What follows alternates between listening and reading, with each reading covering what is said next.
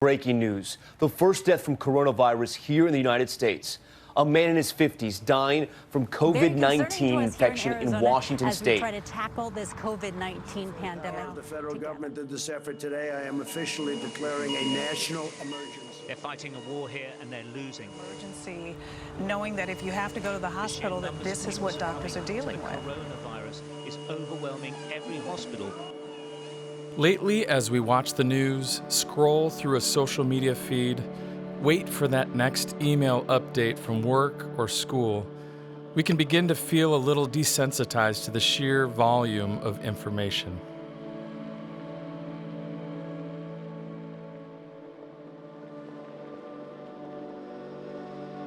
Questions build while answers fade. We feel the ground shift.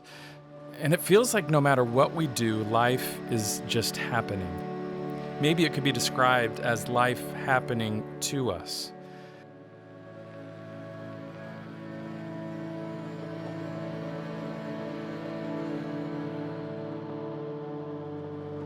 And yet, something calls out, beyond the noise, beyond the chaos and seeming disconnection, whispering to us to move, to do something in a meaningful way, telling us that we are deeply connected and that we need one another.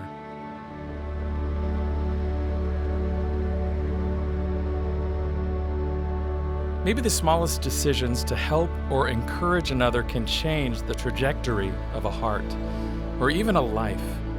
And maybe that one heart goes on to transform the perspective of another and another.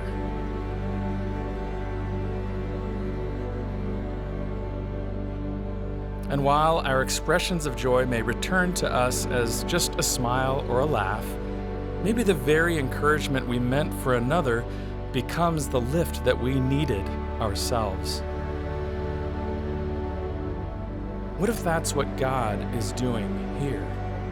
Pouring into us a kind of love and strength that we could have never summoned ourselves, reinforcing our sense of connection between God, ourselves, and others.